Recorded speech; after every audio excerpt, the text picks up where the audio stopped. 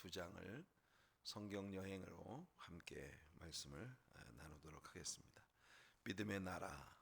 오늘은 믿음의 나라라는 제목으로 마태복음 16장과 17장 두 장을 함께 공부해 나가겠습니다.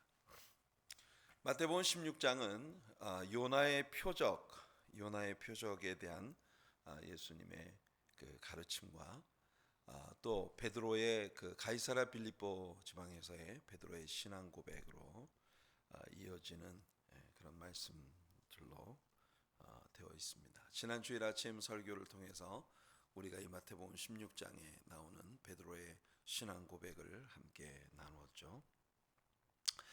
바리새인들과 사두개인들이 다시금 예수님께 표적을 보여달라고 예수님께 나왔습니다.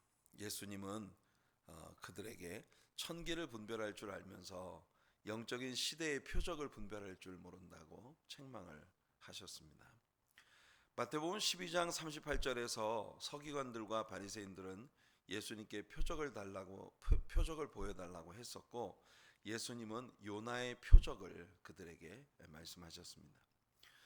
예수님은 또다시 그들에게 동일한 요나의 표적을 제시하고 계십니다. 사실 종교 지도자들이 예수님께 계속 나오는 이유는 예수님께로부터 무엇인가를 배우기 위해서 온 것이 아니라 예수님을 어떻게 하든지 함정에 빠뜨릴 빌미를 얻기 위하여 예수님께 계속 나오고 있는 그런 모습을 봅니다. 예수님은 예수님의 제자들에게 그것을 주의하라고 하셨어요. 벌써 두 번째 예수님은 공공연히 바리새인들을 히포크리트, 위선자라고 부르고 계십니다. 여기 16장 3절 말씀에 우리 성경에는 번역이 되어 있지 않습니다만은 킹 제임스 버전에 보면은 3절에 가운데 O ye hypocrites, 외식하는 자들이여 라고 하는 구절이 삽입되어 있는 것을 볼 수 있습니다. 그러니까 예수님은 아주 노골적으로 그들을 위선자들이라고 이렇게 부르고 계신 거예요. 자, 4절 말씀을 한번 읽어볼게요. 악하고 음란한 세대가 표적을 구하나 요나의 표적 밖에는 보여줄 표적이 없느니라 하시고 그들을 떠나가시니라. 예수님은 이미 그들에게 많은 표적들을 보여주셨어요. 이사야 선지자가 예언했던 것처럼 눈먼 자가 다시 보게 되고, 벙어리가 말을 하고, 그리고 눌린 자들이 자유함을 얻고, 갇힌 자들이 노연함을 받고, 가난한 자에게 복음이 전파되는, 이사야 선지자가 메시아가 오시면 그가 이루실 것이라고 예언하셨던 그 모든 역사를 이들의 눈앞에서 예수님은 아주 정확하게 이루셨습니다. 이런 표적들이 다 무엇을 말합니까? 예수님은 메시아이시다 라고 하는 걸 아주 부정할 수 없는 분명한 증거로 계속 얘기해주고 있었단 말이죠. 그렇지만 그렇게 많은 표적과 기사를 보여주셨어도 믿지 않는, 받아들이지 않는 그들에게 예수님은 두 번째 요나의 표적에 대한 예언을 주고 계신 것입니다. 마태복음 12장 40절에 보면 벌써 아까도 말씀드린 것처럼 12장에서 서기관들과 바리새인들이 예수님께 나와 표적을 구하자 예수님께서 말씀하셨습니다. 요나가 밤낮 사흘 동안 큰 물고기 뱃속에 있었던 것 같이 인자도 밤낮 사흘 동안 땅 속에 있으리라.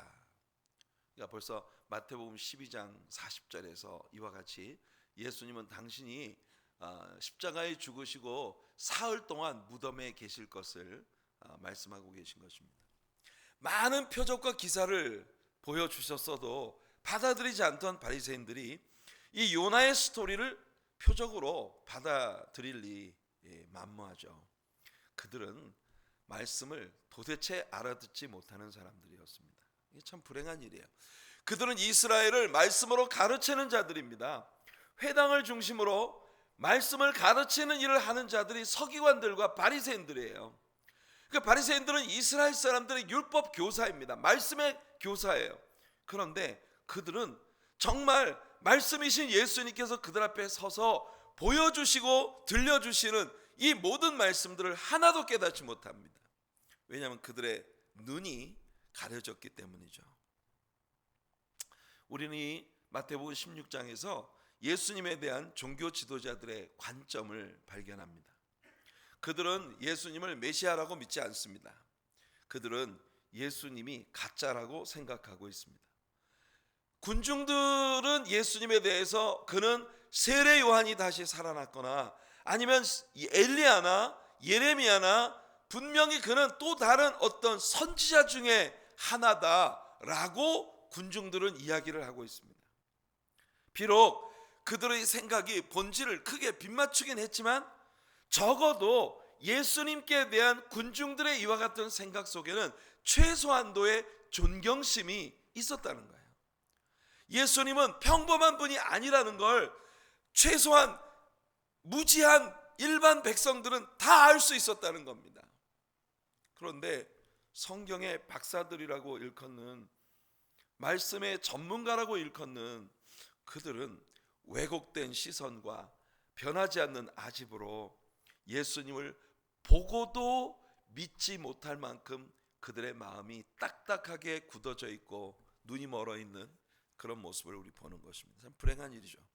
표적을 구하는 바리새인들에게 예수님은 요나의 표적밖에는 보일 표적이 없다고 말씀하시곤 그들을 떠나시면서 제자들에게 바리새인들의 누룩을 조심하라고 경고하십니다. 5절부터 7절까지 읽어볼게요. 제자들이 건너편으로 갈새 떡 가져가기를 잊었더니 예수께서 이르시되 삼가 바리새인과 사두개인들의 누룩을 주의하라 하시니 제자들이 서로 논의하여 이르되 우리가 떡을 가져오지 아니하였도다 하거늘. 이 마태복음 13장에서 예수님은 누룩이 항상 악한 것을 상징한다는 걸 가르쳐 주셨습니다.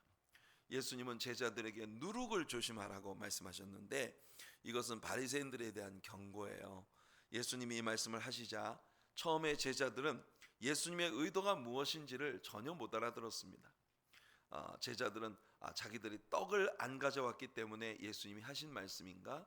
그렇게 생각을 하고 있는 거예요. 만일 예수님이 떡에 대해서 말씀하신 것이라고 그들이 생각했다면 최소한 그들은 5병이어로 5,000명을 먹이시고 7병이어로 4,000명을 먹이시고 많은 것을 남기신 예수 그리스도의 기적을 기억할 수 있었어야 했다는 겁니다. 하지만 예수님은 그런 떡을 의미하신 것이 아니에요. 누룩은 잘못된 가르침, 죄악을 상징합니다. 그러니까 바리새인들의 저 완고하고 완악한 마음, 그 마음 속에 있는 잘못된 가르침의 누룩을 조심해라 라고 예수님은 제자들에게 경고하고 계신 것입니다. 그들의 잘못된 교리, 바리새인들의 잘못된 교리를 주의하라고 가르치신 예수님은 그렇다면 바리새인들의 잘못된 교리에 주의해야 할 것 같으면 올바른 가르침, 즉 예수님에 대한 올바른 고백을 예수님은 제자들이 가져야 한다고 요구하고 계십니다. 이 부분이 이제 마태복음의 분수령이에요. 그러니까 마태복음을 크게 둘로 나눈다면 15장까지의 내용과 16장 베드로의 신앙 고백이 있고 난 이후의 내용으로 대분이 됩니다. 지금까지는 예수님의 지상 사역에 관한 말씀이었지만 마태복음 16장의 베드로의 신앙 고백을 기점으로 해서 이제부터 예수님의 남아있는 모든 일은 예루살렘으로 여행을 하시는 거예요. 십자가에 못 박히시기 위하여 예루살렘으로 올라가시는 그 여정이 바로 이 가이사랴 빌립보, 그러니까 가이사랴 빌립보는 팔레스타인의 최북단에 위치하고 있는 도시였거든요. 이 가이사랴 빌립보에서 예수님은 이제 뒤돌아서셔서 제자들과 함께 예루살렘을 향하여 가시는 겁니다. 그러니까 이제부터 남아있는 시간은 예수님이 십자가를 지고 죽으시기 위하여 예루살렘으로 향하는 여정을 출발하시는 거예요. 자, 13절 한번 읽어볼게요. 13절입니다. 예수께서 빌립보 가이사랴 지방에 이르러 제자들에게 물어 이르시되 사람들이 인자를 누구라 하느냐. 제가 여러분에게 지금 말씀드린 것처럼 여기 빌립보 가이사랴 빌립보, 이 세서리아 필리파이, 세서리아라고 하는 것은요 가이사리아, 가이사, 시저에게 바쳐진 땅을 의미하는 거예요. 그러니까 옛 로마의 영향 아래에 있었던 근동에 가이사랴라는 이름을 가진 도시들이 여러 개가 있었어요. 그 중에 우리가 가지고 있는 신약 성경의 대표적인 가이사랴라는 두 개의 도시가 나오는데, 그 두 개 중 하나가 바로 여러분이 지중해 연해에 있는 요빠의 남쪽으로 해변에 있었던 가이사랴라는 도시가 있었어요. 그 가이사랴라는 도시가 바로 이달리아 대 백부장 고넬료가 주둔하고 있었던 도시였고, 이 가이사랴가 바울 사도의 선교 사역을 떠나고 또 돌아오는 그 길목에서 바울이 전도를 하기도 했었던 바로 그런 지역이죠. 이게 가이사랴라는 도시가 있고, 지금 마태복음 16장에 나오는 가이사랴라고 하는 이 도시는 가이사랴 빌립보라고 불리워지는 세서리아 필리파이, 이 헤롯 필립에게 바쳐진 그런 그 도시가 있었습니다. 이게 이제 가이사랴라고 하는 그런 도시인데요. 가이사랴 빌립보. 이 가이사랴 빌립보 지방은 헐몬산 바로 아래에 있는, 그러니까 그 갈릴리 바다의 북쪽에 위치하고 있는 팔레스타인의 최북단에 있는 지역이에요. 그러니까 거의 이방인의 경계까지 예수님이 올라가셨다가 그 북쪽 끝에서부터 이제 걸음을 돌이켜 예루살렘을 향하여 남쪽으로 쭉 내려오시는 그런 여정을 이제 출발하려 하시는 겁니다. 십자가의 여정을 떠나시기 전 제자들에게 예수님은 분명히 밝혀야 할 두 가지 사실이 있었습니다. 첫째는 그가 누구신가 하는 문제이며, 둘째는 그가 무엇을 하려 하시는가, 이 두 가지를 제자들이 분명히 알기를 원하셨던 거예요. 사랑하는 성도 여러분, 여러분들도 크리스찬으로서 이 두 가지를 분명히 알아야 합니다. 예수님은 누구신가, 그리고 그분이 궁극적으로 하신 일은 뭐고, 그리고 교회라고 하는 그가 세우신 이 시스템 속에서 그가 행하고자 하시는 일이 뭔가, 이걸 우리 분명히 알아야 한다. 크리스찬으로서. 여러분들 크리스찬이잖아요, 맞죠? 여러분 크리스찬이니까 최소한 예수님께서 이제는 십자가를 향한 여정을 출발하려 하시면서 제자들에게 확인시키셨던 이 두 가지 일, 예수님은 누구신가, 그는 무엇을 하려 하시는가. 예수님 자신의 십자가뿐만 아니라 지금 우리가 지난 주일 아침 설교에서 배웠잖아요. 이 가이사랴 빌립보는 여러분 고대 적부터 우상 숭배의 온상이었고, 그리고 로마 시대 때에는 황제 숭배의 전각이 있는 그런 로마 황제 숭배의 요지였단 말이죠. 그런 이 곳에서 세상의 영웅 호걸됨을 로마의 왕으로 해가 지지 않는 정말 온 세계 모든 길이 로마로 통한다고 말할 만큼 그 온 세계를 장악한 정치적 영향력과 권세를 자랑하던 로마의 황제들의 권력을 숭배하는 이 가이사랴 빌립보에서 내가 세우고자 하는 나라는 저 로마 황제들이 추구하는 저런 세상 나라들과는 개념이 다른 나라라고 하는 걸 제자들에게 가르쳐 주시면서, 적어도 예수님의 제자들은 이제부터 예수님이 그들을 통해 하려 하시는 일이 뭔가 하는 걸 분명히 알기를 원하셨던 것입니다. 오늘 크리스천들로 세상을 살아가는 저와 여러분들, 우리 남의 다리 긁고 앉아 있는 그런 신앙생활을 하지 말아야 합니다. 예수님은 관심조차도 없으신 일에 교회가 온 시선을 모으고 관심을 집중시키고 있는 것이 현대 교회가 가고 있는 너무 가슴 아픈 길이에요. 우리는 예수님이 누구신가, 그리고 그는 오늘 그의 몸된 교회를 통해 무엇을 하려 하시는가, 여기에 집중하는 참 교회가 될 수 있기를 바랍니다. 우리 지난주에 아침 설교에서 배웠잖아요. 여러분이 교회입니다. 이 건물이 교회가 아니라 여러분이 교회예요. 그러니까 여러분이 이 두 가지 사실을 확실히 알고 이 두 가지에 집중하는 그런 신앙인으로 살아가는 것이 중요합니다. 예수님의 첫 번째 질문을 눈여겨보세요. 사람들이 인자를 누구라 하느냐? 우리는 당시 군중들의 예수님에 대한 소견을 듣습니다. 저는 우리가 오늘 길거리에 나가 사람들에게 똑같은 질문을 던진다면 우리들도 아마 제자들이 그랬던 것처럼 똑같은 대답을 이 세상 사람들로부터 얻게 될 것이라고 생각합니다. 이 시대에도 많은 사람들이 예수님에 대해 그런 오해를 갖고 있어요. 4대 성인 중에 한 명, 정말 좋은 가르침으로 사람들에게 인애와 인자를 가르쳤던 사랑의 예수님, 굉장히 좋은 평가이긴 해도 정말 예수 그리스도의 중심에 있는 복음의 핵심을 비껴가고 있는 그런 일반적인 감상, 비극은 뭐냐 하면 예수님을 믿는다고 선포하고 있는 교회 속에 있는 크리스천들에게 있어서도 예수님은 여전히 그와 같은 수준에 머물러 있는 영웅호골 중 한 명으로 자리 잡고 있는 것은 아닌가. 이것이 오늘날 크리스천들로서 우리가 고민해 봐야 하는 아주 중요한 일입니다. 그는 우리의 병을 고쳐주시고 우리에게 부를 주시고 우리가 인간적으로 세상을 살아가는 데 필요한 모든 것들을 공급해 주시는 그런 나의 편의를 도모해 주시는 그런, 혹시 요술병 속에 갇혀져 있는 지니처럼 문지르면 나타나 언제나 우리가 원하는 것들을 들어주는 소원을 말해봐 하면서 우리들에게 다가와 주시는 그런 예수님으로 사람들은 알고 있는 것은 아닐까. 이 부분이 우리가 정말 심각하게 고민해야 할 아주 중요한 부분입니다. 14절 말씀 한번 읽어볼게요. 제자들의 대답입니다. 이르되 더러는 세례 요한, 더러는 엘리야, 어떤 이는 예레미야나 선지자 중에 하나라 하나이다.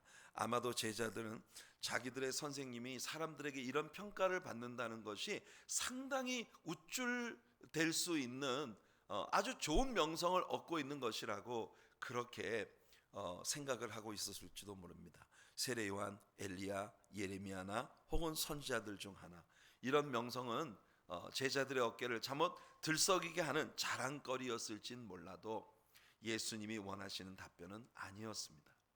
이제 예수님은 제자들을 향해 물으십니다. 그렇다면 너희는 나를 누구라 하느냐? 이제 제자들이 결정을 내려야 할 때가 온 거죠. 시몬 베드로는 아마도 제자들의 대변인 같은 입장에서 이 이야기를 한 것일지도 모릅니다. 주는 그리스도시라고 했고 또 그는 메시아, 그리스도라고 하는 말은 헬라어의 크리스토스는 히브리 버전으로 메시아입니다. 메시아, anointed one, 기름 부음을 받은 자라는 그런 의미를 가지고 있는 단어죠. 그리고 베드로의 신앙 고백의 두 번째 요소는 주는 살아계신 하나님의 아들이라는 것입니다. 이때까지 사람들이 내렸던 결론 중에 가장 멋진 결론이 나왔어요. 그렇습니다. 예수님은 이 고백을 굉장히 기뻐하셨어요. 그리고 칭찬하셨어요. 그리고 베드로에게 말하기를 요한의 아들 시몬아, 발 조나, 요나의 아들 시몬아, 이것을 내게 알게 한 것은 어떤 혈육으로, 이 지식은 너에게 혈육으로 난 것이 아니다. 오직 하나님의 영만이 너에게 이것을 가르칠 수 있다라고 예수님 선포하십니다. 요한복음 16장 13절 14절에서 예수님은 성령 부어주심에 대한 제자들에 대한 약속에서 이렇게 말씀하셨어요. 그러나 진리의 성령이 오시면 그가 너희를 모든 진리 가운데로 인도하시리니 그가 스스로 말하지 않고 오직 들은 것을 말하며 장래 일을 너희에게 알리시리라. 그가 내 영광을 나타내리니 내 것을 가지고 너희에게 알리시겠습니다. 우리가 누차 배우고 있는 것처럼 성령님의 가장 주된 역할은 예수 그리스도를 드러내고 예수 그리스도를 증거하는 일입니다. 이를 내게 알게 한 이는 혈육이 아니요 Flesh and blood has not revealed it unto thee. 이 말은 네가 육체로 나와 함께 오래 있었기 때문에 이걸 깨달은 게 아니라는 말이에요. 네가 육적으로 나를 보고 깨달은 것이 아니라 오로지 하나님의 성령께서 너에게 이것을 깨닫게 하셨다고 예수님 선포하고 계신 겁니다. 어떤 사람은 생각합니다. 예수님의 제자들은 정말 형편없었다고, 어떻게 3년 동안이나 예수님과 함께 하면서 예수님이 누구신지를 그렇게 몰라볼 수가 있느냐? 내가 만일 예수님과 3년 동안 함께 했다면 나는 분명히 예수님을 알아볼 수 있었을 것이다. 그랬을까요? 예수님은 우리에게 분명히 하십니다.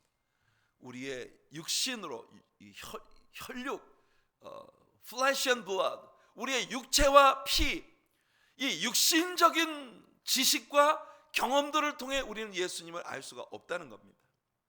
예수님이 누구신지를 아는 건 오직 하나, 하나님의 성령의 깨닫게 하시는 능력뿐입니다. 여러분, 교회 생활을 10년 동안 해도 도무지 진리 가운데 깊이 들어가질 못하고 겉도는 그런 많은 사람들이 있어요. 오늘 우리 현대교회 신자들에게 제일 필요한 것, 성령님의 기름 부으심입니다. 성령의 능력과 역사입니다.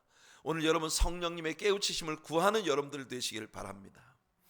성령께서 오늘도 여러분들에게 각양 은사와 나타나심을 부어주셔서 영들을 분별하고 지혜의 말씀과 지식의 말씀과 방언과 방언 통역과 예언과 믿음과 병 고치는 은사와 능력을 행하는 은사들로 여러분들을 충만하게 채워주시며 이 모든 것들 위에 사랑을 더하여 우리가 섬기는 교회 안에서 다스리는 일이나 섬기는 일이나 드리는 일이나 격려하는 일이나 나누는 일이나 신자로서의 제반 교회 생활의 모든 요소들이 하나님의 성령의 기름 부으심을 통해 이루어지는 귀한 역사가 되기를 축복합니다. 그런 소리를 경험하며 신앙생활하는 우리 성도님들 되시기 바라요. 예수님은 이제 기쁨 가운데 한 가지 귀중한 언약을 주십니다. 18절 읽어볼게요. 시작. 또 내가 내게 이르노니 너는 베드로라. 내가 이 반석 위에 내 교회를 세우리니 음부의 권세가 이기지 못하리라. 우리는 지난 주일에 이 가르침에 대하여 충분히 주일 아침 설교를 통해 나누었으니까 여러분들이 주일 아침 설교를 이 부분에 대해서 참조해 주시기를 바랍니다. 자, 중요한 개요는 아까도 말씀드린 것처럼 로마 황제의 숭배의 중심지에서 예수님은 내가 세우고자 하는 나라는 저 로마 황제들이 추구하는 저런 제국이 아니다.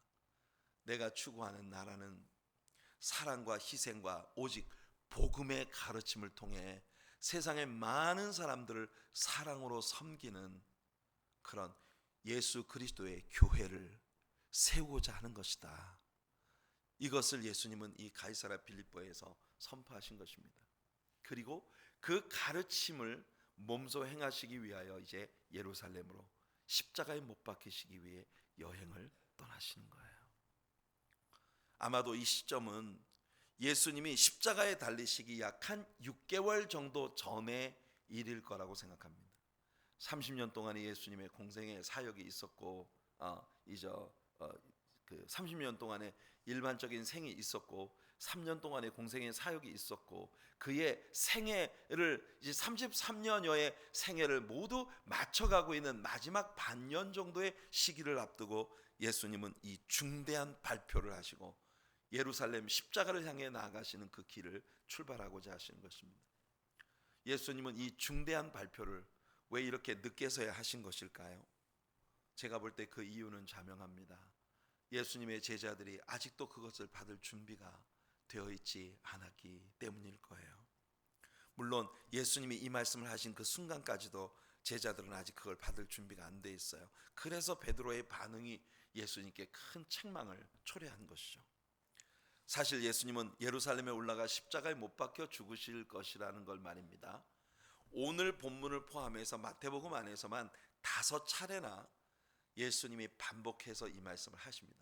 사복음서를 모두 종합해 보면 여러분 최소한 예수님은 12차례 이상 예수님이 예루살렘에 올라가서 십자가에 못 박혀 죽으시고 사흘 만에 살아날 것이라고 하는 이 말씀을 제자들에게 literally 정말 돌려서 말씀하신 게 아니고 비유적으로 말씀하신 게 아니고 은유적으로 말씀하신 게 아니라 아주 직접적인 당신의 언어로 제자들에게 예수님 분명하게 말씀을 하셨단 말이에요. 그런데 제자들은 예수님이 그 말씀을 그렇게 반복적으로 들려주시는데도 깨닫지 못했어요. 여러분 아시지 않습니까? 예수님이 막상 십자가에 죽으시고 난 다음 예수님이 평소에 사흘 만에 다시 살아날 것이라고 제자들에게 가르쳐 왔다는 걸 기억해낸 자가 누구예요? 예수님의 제자들이 아니라 원수들이었어요. 그래서 그들이 빌라도에게 찾아가서 군병들을 보내 저 사람의 무덤을 지켜야 합니다.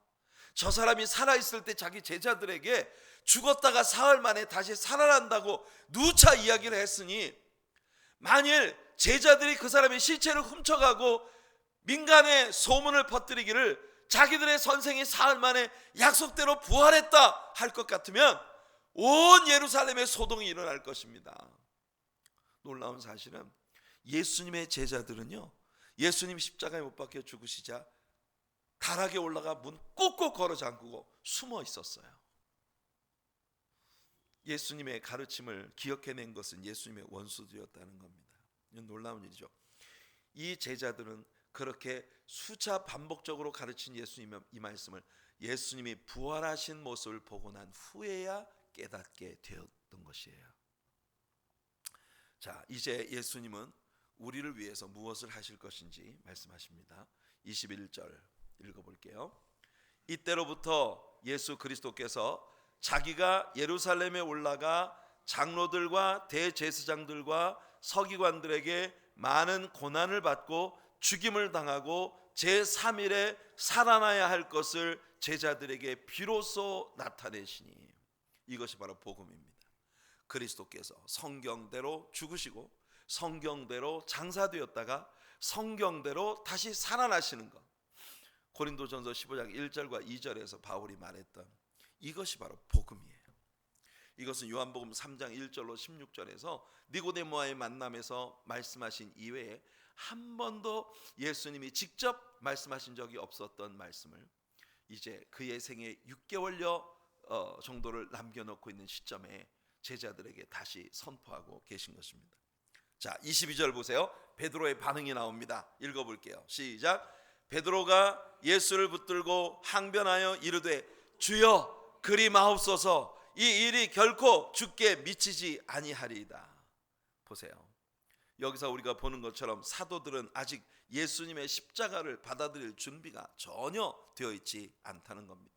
예수님, 당신은 메시아이시며 하나님의 아들이십니다. 당신께서 어떻게 십자가에 달리신단 말입니까? 당신은 왕좌에 앉으셔야 합니다. 그리고 나는 우편에, 저 사람은 좌편에, 그렇게 주님의 멋들어진 왕국을, 로마 시대를, 로마 왕국을 능가하는 그런 주님의 왕국을 세우셔야지요. 이게 제자들의 욕심이었고 그들의 기대였단 말이에요. 그런데 예수님이 십자가에 못 박혀 죽으시겠다고 하니까 얼마나 실망스럽겠습니까? 베드로의 외침이에요. 그러자 23절입니다. 23절 시작. 예수께서 돌이키시며 베드로에게 이르시되 사탄아, 내 뒤로 물러가라. 너는 나를 넘어지게 하는 자로다. 내가 하나님의 일을 생각하지 아니하고 도리어 사람의 일을 생각하는도다 하시고, 바로 이 복음의 골자를 부정하는 건 모두 사탄의 일입니다. 심지어는 교회 강단에서조차 말씀을 전하는 자라 할지라도 이 진리, 이 순수한 복음의 진리를 부정하는 사람은 모두 사탄의 영향 아래 있는 자들이에요. 이것이 성경의 선포입니다. 예수 그리스도의 대속의 죽으심이야말로 우리를 구원할 수 있는 유일한 방편인 거예요.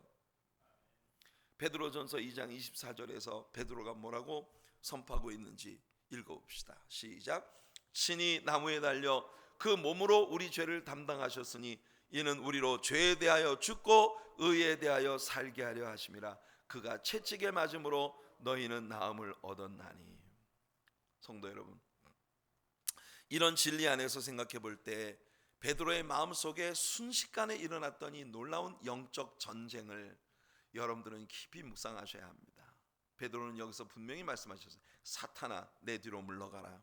방금 전에 성령으로 말미암아 주는 그리스도시요 살아계신 하나님의 아들이시니다라고 예수님을 아주 속 시원하게 그렇게 만들었던 신앙 고백으로 예수님을 기쁘게 했던 그 사람이 즉시 사탄의 속임수에 빠져서 이 복음을 반대하는 자리에 서 있는 모습을 우리에게 보여주고 있는 겁니다. 그래 24절 한번 보세요. 24절 시작. 이에 예수께서 제자들에게 이르시되 누구든지 나를 따라오려거든 자기를 부인하고 자기 십자가를 지고 나를 따를 것이니라. 자, 여기서 예수님은 또 새로운 국면의 가르침을 주십니다. 이 세상에서 가장 힘든 것이 저는 자기를 부인하는 일이 아닐까 생각됩니다. 자기를 부인한다는 건 궁극적으로 뭘 말하는 걸까요?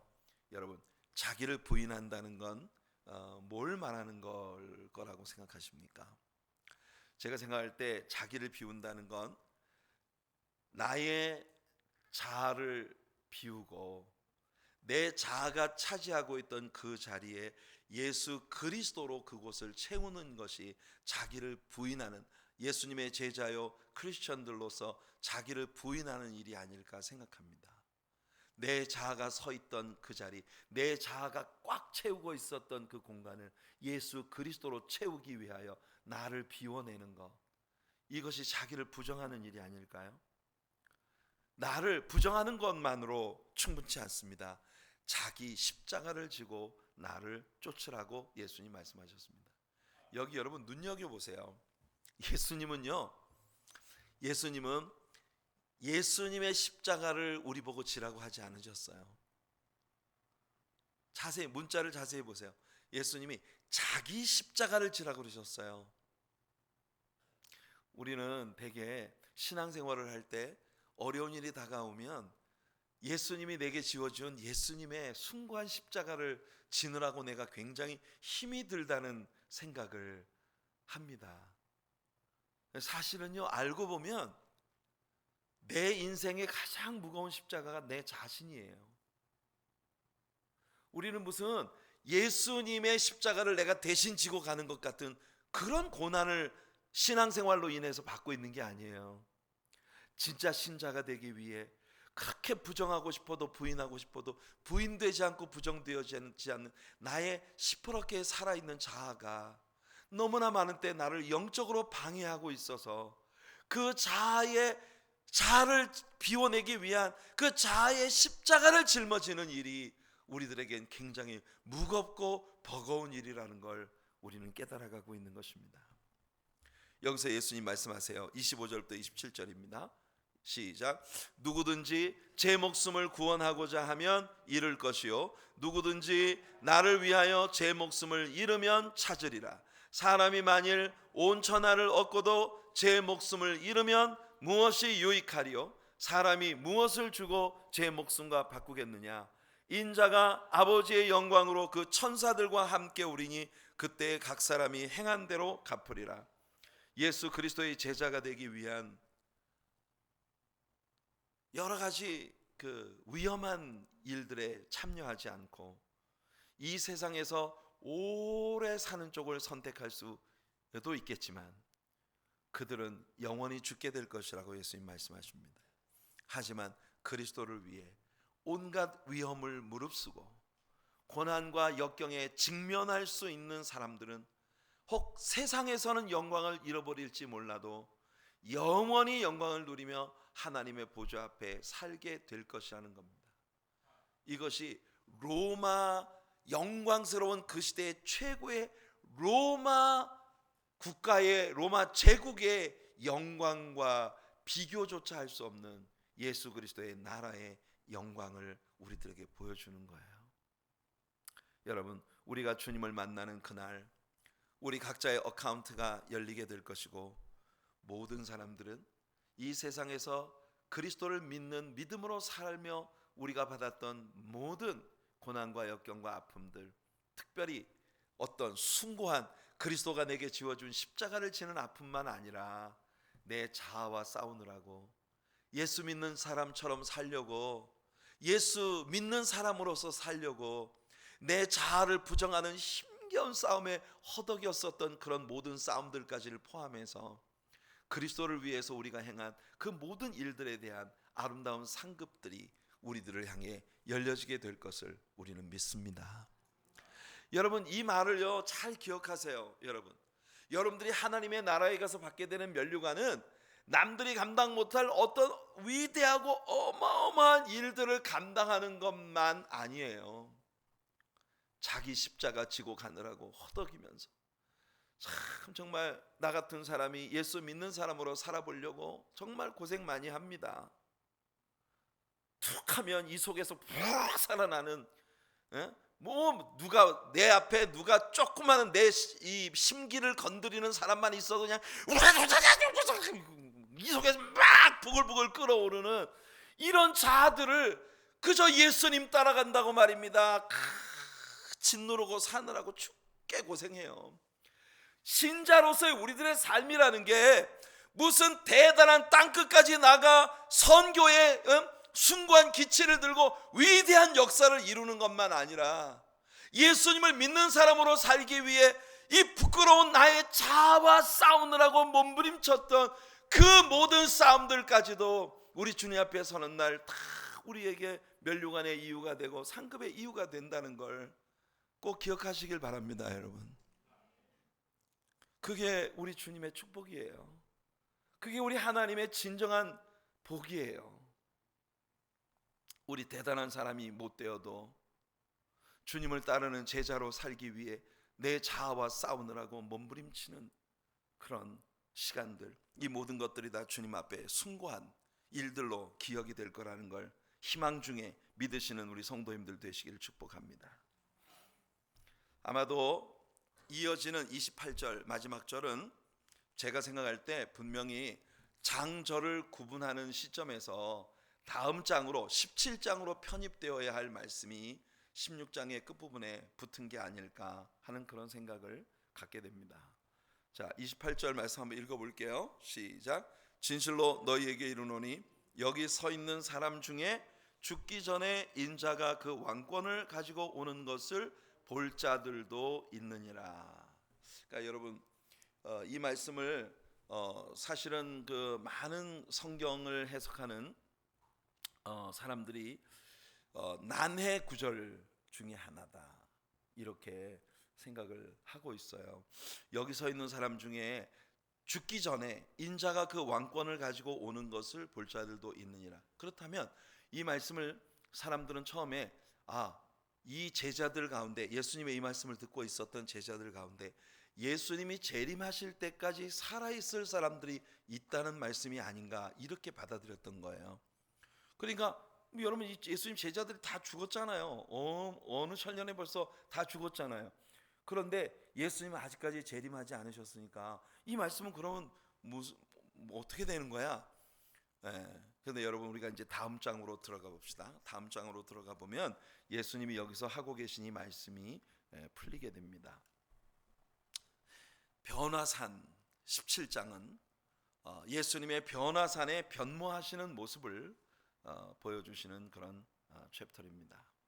이 변화산에서의 예수님의 변모하시는 모습은 바로 예수님이 그의 왕국에 영광스럽게 다시 오시는 모습을 제자들에게 비춰주는, 그러니까 그 예수님의 재림의 날에 그 영광의 나라의 왕권을 가지고 오시는 그 모습을 제자들에게 언뜻 보여주시는 바로 그런 장면이에요. 어떤 분들은 앞에 28절에 예수님이 하셨던 말씀이 어떻게 변화산의 경험에 대한 말씀이었다고 우리가 확신할 수 있느냐라고 하는 의혹을 제기하는 분들이 있습니다. 하지만 여러분, 이 변화산의 경험에 직접 참여했던 베드로가 이 변화산에서의 경험에 대해 어떻게 우리에게 들려주고 있는지 그걸 먼저 한번 읽어볼게요. 베드로후서 1장 16절로 18절입니다. 한번 읽어보겠습니다. 시작.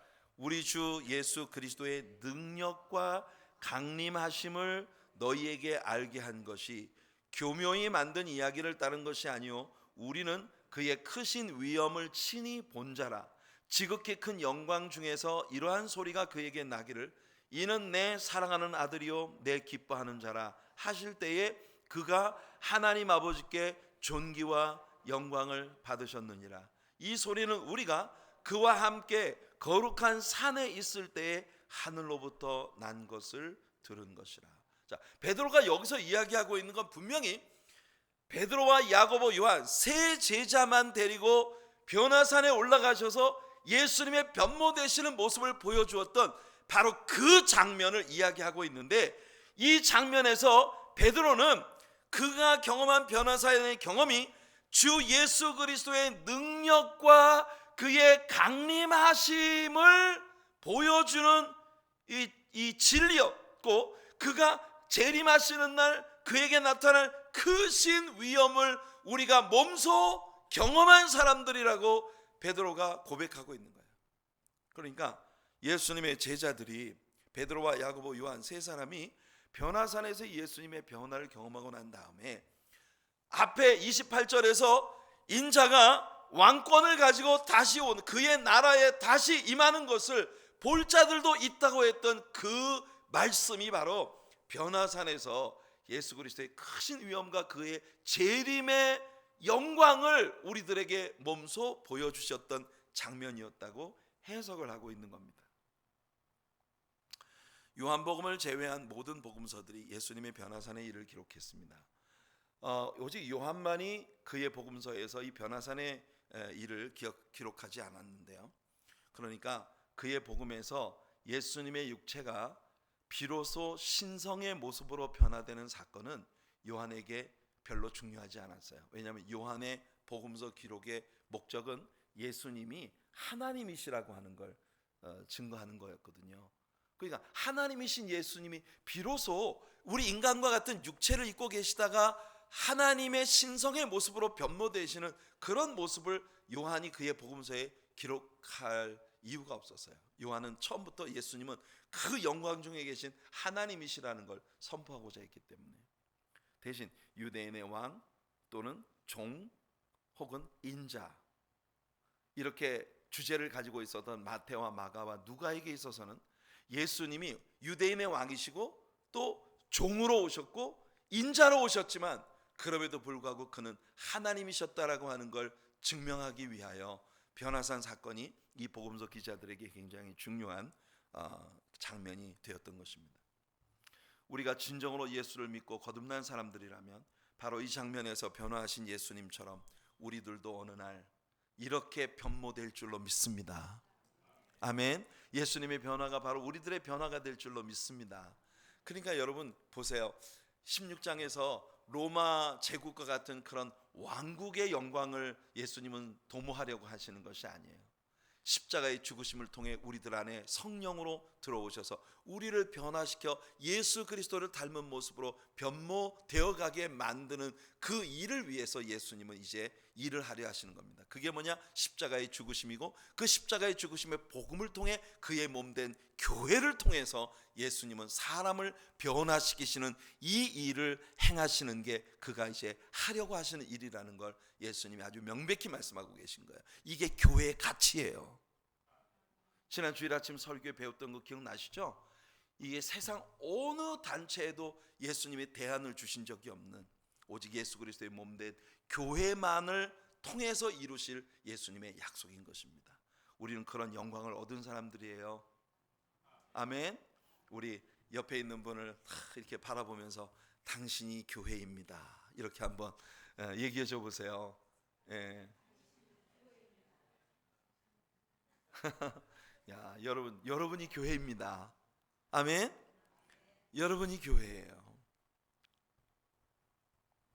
요한일서 3장 2절을 한번 읽어볼게요. 요한일서 3장 2절입니다. 사랑하는 자들아, 우리가 지금은 하나님의 자녀라. 장래에 어떻게 될지는 아직 나타나지 아니하였으나 그가 나타나시면 우리가 그와 같을 줄을 아는 것은 그의 참모습 그대로 볼 것이기 때문이니. 아멘. 얼마나 영광스러운 말입니까? 예수님이 재림하시는 날 우리가 예수님 앞에 딱 섰는데 그때 우리를 보면 우리가 예수님과 같은 모습으로 변화되어 영광에서 영광으로, 은혜 위에 은혜로 그렇게 변화되어 있는 우리 모습을 보게 될 것입니다. 할렐루야. 이게 우리들의 소원이고 또 예수님의 십자가를 통해 우리에게 주신 최고의 축복이에요. 하나님은 죽으심과 부활 이전에 예수 그리스도를 영화롭게 하셨어요. 여러분은 이 장면에 대한 누가복음의 기록이 마태와 마가가 빠뜨린 소중한 부분들을 내포하고 있다는 걸 나중에 발견하게 될 텐데요. 누가는 예수님의 인간 되심을 더욱 강조하고 있기 때문입니다. 자, 17장 1절과 2절을 한번 읽어볼게요. 시작. 엿새 후에 예수께서 베드로와 야고보와 그 형제 요한을 데리시고 따로 높은 산에 올라가셨더니 그들 앞에서 변형되사 그 얼굴이 해같이 빛나며 옷이 빛과 같이 휘어졌더라. 그 얼굴이 해같이 빛나며, 자세히 보세요. 여러분, 해가 그의 얼굴을 비추어서 그의 얼굴이 환하게 비춘 게 아니에요. 예수님의 얼굴이 해처럼 빛을 발하고 있었어요. 예수님은 누구의 빛을 반사하시는 분이 아니에요. 그는 그의 빛난 광채를 스스로 나타내시는 분입니다. 여기에 그렇게 여러분, 제자들과 동일한 평범한 육체를 입으시던 예수님이 본질적으로 그분이 누구신가를 바로 이 장면을 통해서 나타내신 거예요. 이때 그가 변형되사, transfigured, 변형되셨다고 했는데, 여기에 나오는 변형됨이 바로 transformation, metamorphosis. 기억나시죠, 여러분? metamorphosis, 완전히 다른 형체의 본질을 가진 그런 존재로 변화되는, 육체가 변하여 아주 찬란한 영광에서 영광으로 나타나는 그런 변화를 예수님이 보여주셨습니다. 그리고 예수님은 그 변화를 저와 여러분들의 것으로 허락해 주실 줄로 믿습니다. 그때에 모세와 엘리야가 예수와 더불어 말하는 것이 그들에게 보이거늘. 참 멋진 장면입니다. 모세는요, 율법의 대표예요. 엘리야는 선지자의 대표예요. 모세는 죽었고 엘리야는 불말과 불병거를 타고 승천했습니다. 누가가 기록하고 있는 바로는 모세와 엘리야와 예수님이 그 자리에서 이제 예수님이 예루살렘에 올라가셔서 십자가에 죽으실 것에 대해서 의논하고 있었다고 우리들에게 전해주고 있어요. 아까 말한 것처럼 변화산의 광경에 대하여 누가만이 기록해주고 있는 이런 내용들이 있습니다. 자, 누가복음 9장 30절과 31절을 한번 읽어볼게요. 시작. 문득 두 사람이 예수와 함께 말하니 이는 모세와 엘리야라. 영광 중에 나타나서 장차 예수께서 예루살렘에서 별세하실 것을 말할세. 그러니까 율법과 선지자의 대표들이 모여 예수님의 십자가에 대하여 증거하고 있습니다. 참 멋진 장면이죠. 자, 4절 말씀을 읽어보겠습니다. 시작. 베드로가 예수께 여쭈어 이르되 주여, 우리가 여기 있는 것이 좋사오니 만일 주께서 원하시면 내가 여기서 초막 셋을 짓되 하나는 주님을 위하여, 하나는 모세를 위하여, 하나는 엘리야를 위하여 하리이다. 베드로가 예수님께 여쭈어 이르되, 여러분, 여쭙는다는 말이 우리 성도님들에 의해서 굉장히 잘못 쓰여지고 있어요. 여쭙는다고 말을 할 때는요, 낮은 사람이 높은 분에게 무슨 질문을 한다거나 말을 할 때 여쭙는다 이렇게 말하는 거예요. 근데 우리 성도님들 가운데 많은 분들이 대화를 나누다 보면 목사님이 저한테 여쭤보셨는데요 이렇게 말을 해요. 그러니까 여러분이 굉장히 높으시고 저는 여러분들에게 소인이 감히 여쭙나이다 이렇게 말을 하고 있는 거예요. 그러니까 여러분, 이게 갑자기 느닷없이 국어 시간이에요. 여쭙는다고 말을 하는 건 윗사람이 아랫사람한테 하는 게 아니고 아랫사람이 윗분에게 이야기할 때 하는 거예요. 그러니까 맞긴 맞나요? 목사님이 여러분들에게 여쭙는 게 맞나요? 아무튼 우리 자녀들이 부모님들에게 뭘 이야기할 때 여쭙는다, 이렇게 질문을 할 때 여쭙는다 이렇게 말을 하는 겁니다. 그러니까 엄마가 나에게 여쭈어보셨어요 이게 아니에요. 그러니까 제가 갑자기 이 말을 읽으니까 생각이 나요. 성도님들하고 대화를 나누다 보면 성도님들이 많은 때에 그렇게 얘기를 하시더라고요. 자, 베드로가 예수께 여쭈어 이르되 주여, 우리가 여기 있는 것이 좋사오니 만일 주께서 원하시면 내가 여기서 초막 셋을 짓되 하나는 주님을 위하여, 하나는 모세를 위하여, 하나는 엘리야를 위하여 하리이다. 하여튼 베드로는요, 뭔가 말할 기회만 있으면 절대로 그 기회를 놓칠 수 없는 사람이에요. 어떤 경우라도 그에게는 뭔가를 말할 절호의 기회인 것 같아요. 하지만 그의 많은 말들이 자기가 뭔 말을 하는지도 알지 못하는 잘못된 말들인 경우가 참 많다는 겁니다. 적어도 오순절이 올 때까지는 말이죠. 흥미로운 이 부분이에요. 차라리 여기서도 베드로가 아무 말도 하지 말 걸 그랬어요. 왜냐하면 하나님께서 베드로의 입을 콱 막아버리셨어요. Shut up. 하나님께서 베드로의 입을 콱 막으셨어요. 성경은 우리들에게 아까도 말한 것처럼 누가복음에서 말입니다. 이 장면에서 누가는 우리들에게 그가 이렇게 말을 한 것은 무슨 말을 해야 할지를 몰랐기 때문이라고 우리들에게 얘기해주고 있습니다. 무슨 말을 해야 될지 잘 모르겠으면 입을 다무는 게 지혜예요. 아멘. 무슨 말을 해야 되는지 모르는데 내가 뭔가를 말해야 된다고 강박관련 가운데 있으면 우리는 꼭 말에 실수를 하게 되는 거예요. 자, 여러분, 저는 이렇게 생각해요. 베드로가 왜 갑자기 여기서 우리가 여기다 초막셋을 짓고 여기 거하사이다, 왜 이런 이야기를 했을까? 베드로는 벌써 마음이 불안하기 시작해요 지금. 왜냐하면 예수님이 이번에 예루살렘에 가시면 십자가에 못 박혀 죽으실 것이라고 말하니까, 예수님 이 영광스러운 이 놀라운 광경을 그냥 왜 두고 십자가에 죽으십니까? 가지 맙시다. 우리 여기 그냥 삽시다. 이제 산 밑에 내려가면 죽음이 기다리고 있으니까 내려가지 말고 그냥 여기 이 영광스러운 예수님을 최고로 영화롭게 하는 이 아름다운 광경 속에 그냥 좀 함께 삽시다. 그러나 그건 주님의 뜻이 아니죠. 분명하지 않습니까?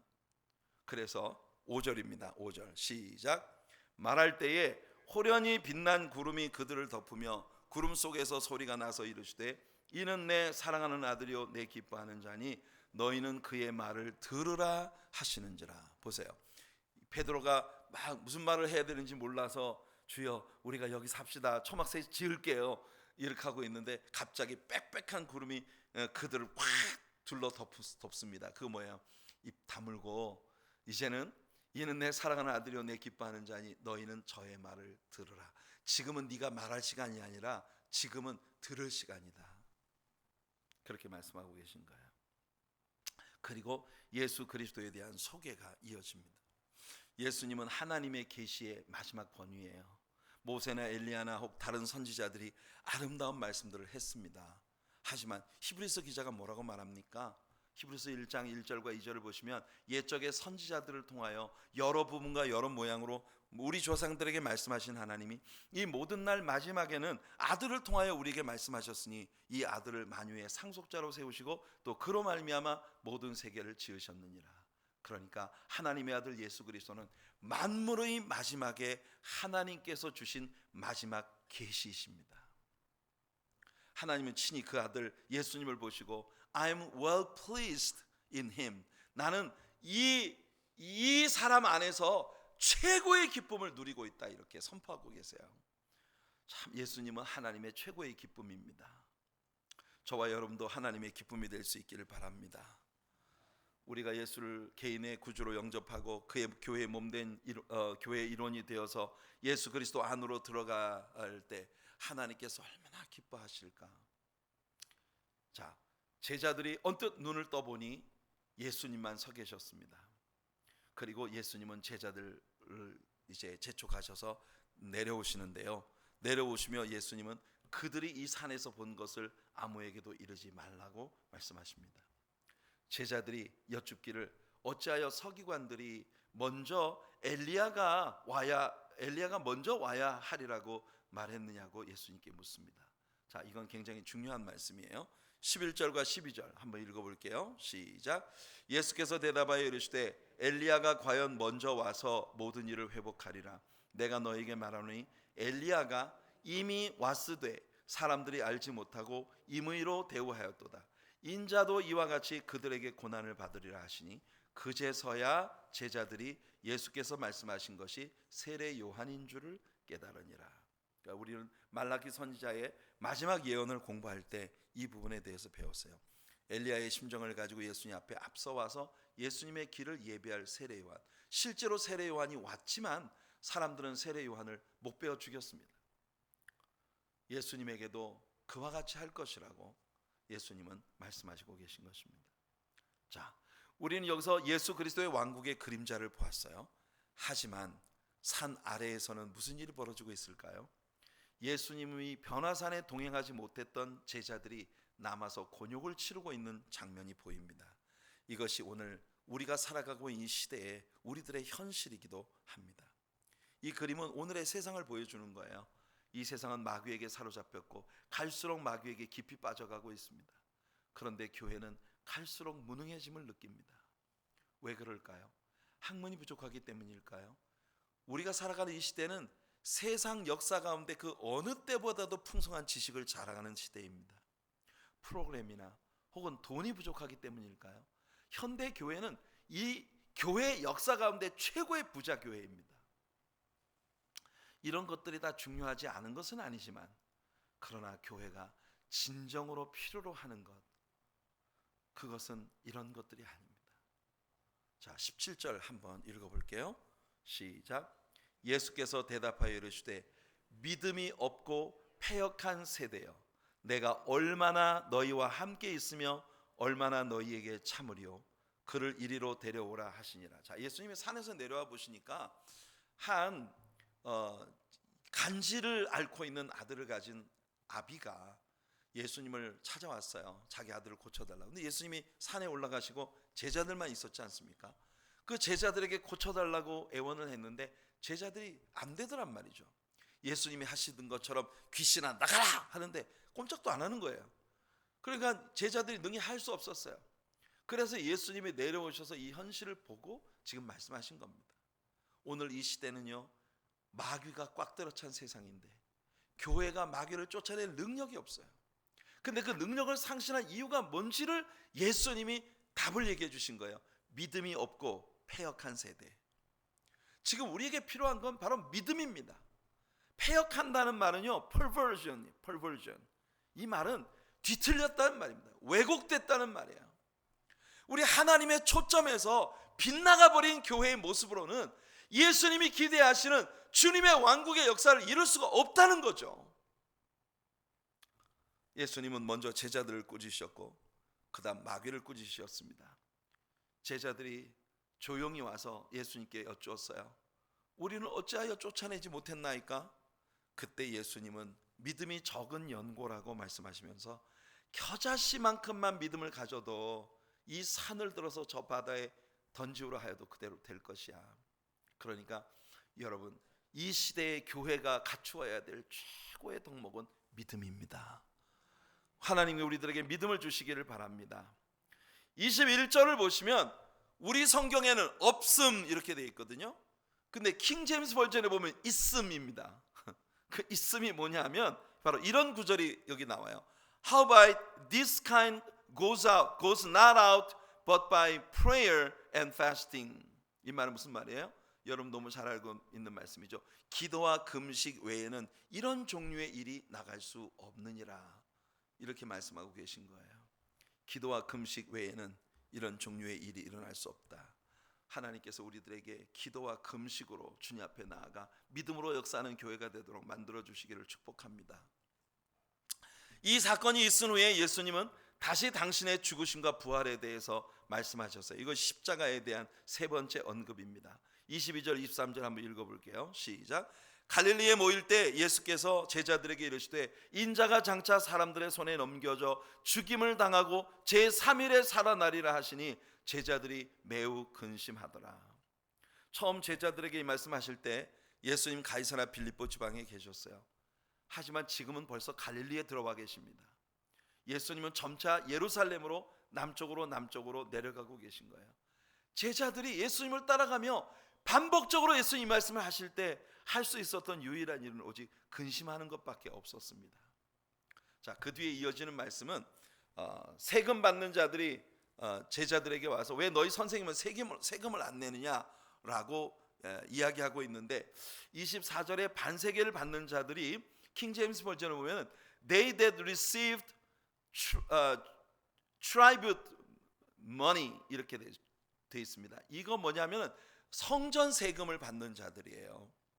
그러니까 단순한 세금을 받는 세리들이 아니고 성전세를 받는 자들입니다. 베드로가 우리도 낼 거예요 하고 대답을 하고 집으로 왔어요. 집에 들어오자 예수님이 베드로에게 먼저 말씀하십니다. 베드로가 세금 얘기 꺼내지도 않았는데 먼저 말씀하시면서 베드로야 저기 가서 낚시를 던져 고기를 한 마리 잡아라. 그 고기 입속에 한 세겔이 들어있을 테니 네 거하고 내 거하고 갖다 세금을 내라 말씀을 하십니다. 여러분, 예수님은 하나님의 아들이십니다. 그는 하나님이십니다. 그러니 그는 성전세를 낼 필요가 있어요, 없어요? 그런데 예수님은 오해를 면하기 위하여 그들에게 오해를 받지 않기 위하여 이 너와 나를 위한 세금을 갖다 내라 라고 말씀하십니다. 참 예수 그리스도의 아름다운 덕을 우리들에게 보여주고 있는 장면입니다.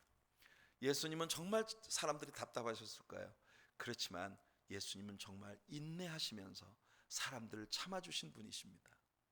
우리가 주님의 덕을 세우기 위해 우리는 사람을 참아주는 것을 배워야 해요. 내 안에 확고하게 가지고 있는 진리를 다른 사람이 갖고 있지 못해서 답답한 짓을 해도 그거를 참아주는 것이 덕을 세우는 일이에요. 예수님이 오해를 면하기 위해서 참 아름다운 일이죠. 이 광경에서 우리는 물고기가 예수님과 베드로에게 순종하고 있는 모습을 봅니다. 어쩌면요, 이것이 타락하기 이전에 인간에게 순종하던 자연의 모습을 언뜻 보여주신 장면이 아닐까 싶기도 합니다. 자, 여기까지 오늘 공부하고 또 이제 다음 시간에 계속